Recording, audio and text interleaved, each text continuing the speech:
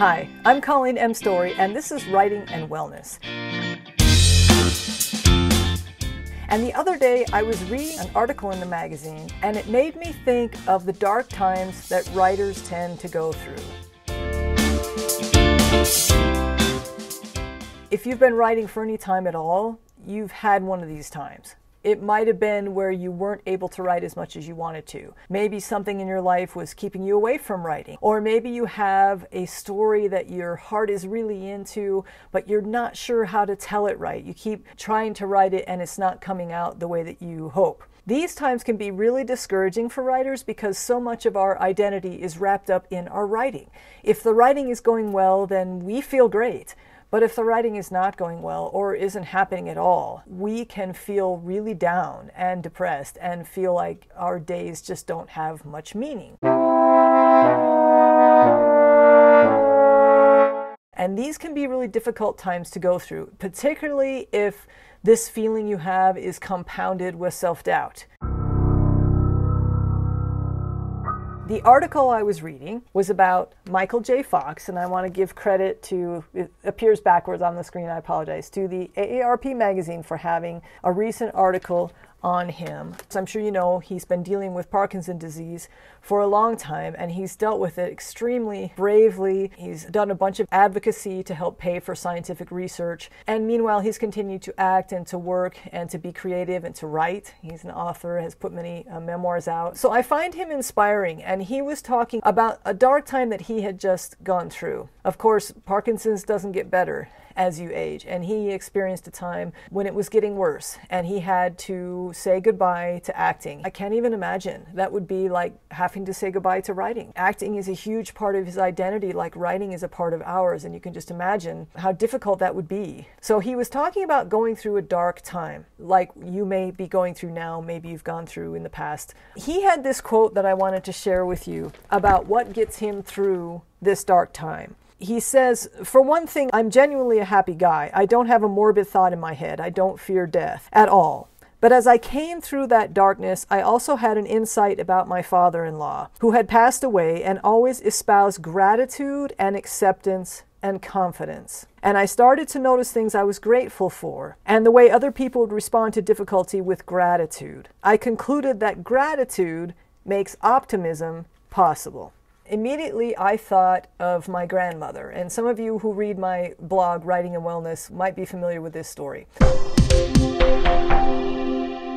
When I first started out as a writer, I wanted a novel published so bad I could taste it. I wanted it with a traditional publisher because I wanted that validation, and it wasn't happening for me. And we would go back and visit my grandma. She lived across country from where we were, so it was always a travel to go see her. So we're back there visiting one year, as we always did, and I started telling her about this writing dream of mine, which was fairly new at that time. Underneath, I was feeling this despair, this dark time of my stories were not getting accepted. I wasn't getting any traction with the publishers. I was, not whining because my grandmother was very Irish and did not accept whining, so I wasn't doing any of that. But I was telling her about how I kept trying to submit, and I was writing and had been doing this for a while. And she said something that just shocked me. I mean, to this day, I remember how surprised I was. I think mainly because of the mindset I had at the time.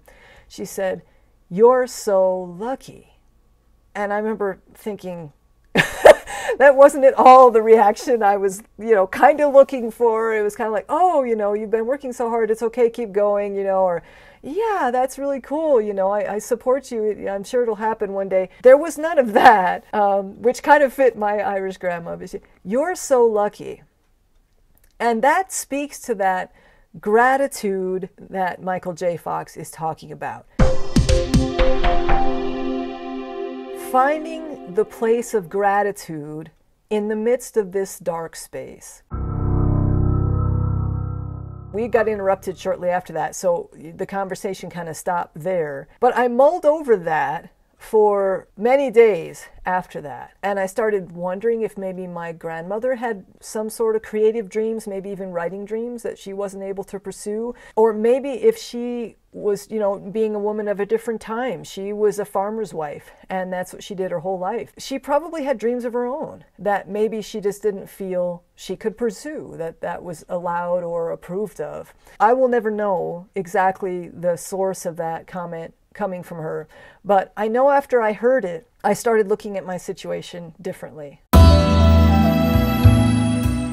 I started thinking, you know what, I am lucky. I am able to pursue this dream of mine, no matter what happens with it. Even if I never get published, I am lucky just for being able to do it. And I had education at my fingertips. I could go to conferences. There were books out there that I could invest in to help myself become a better writer.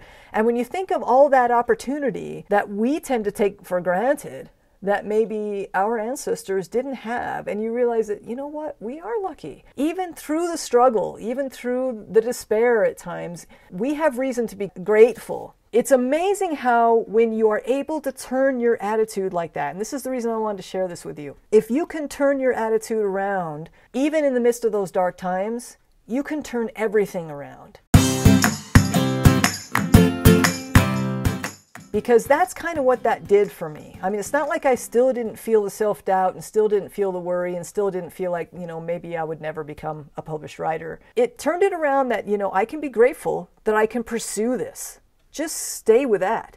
I can pursue this, and I can do this for as long as I want to. And I can become a better writer no matter what else happens.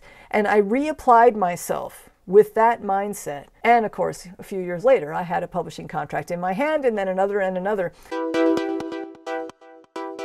If you can turn your attitude around, your emotions around, and feel inside genuinely grateful that you have this opportunity to write, no matter what else happens, you can turn your whole career around.